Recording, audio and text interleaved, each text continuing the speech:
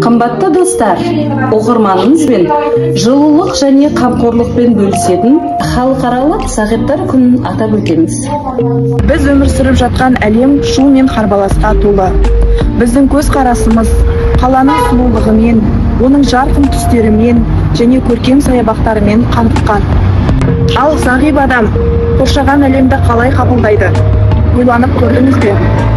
Бізде түстер мен пішіндердің шектеулері жоқ.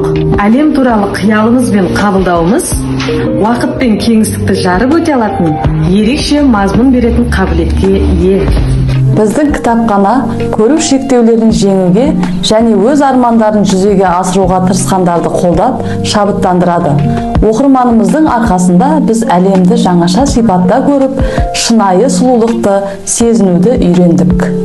Халықаралық зағиптар күні жүректерімізді ашып, күшімізді біріктіріп, барлық әлем қолжетімді болатын өнер туындысы сияқты сұлуда мағыналы әлем құрайық.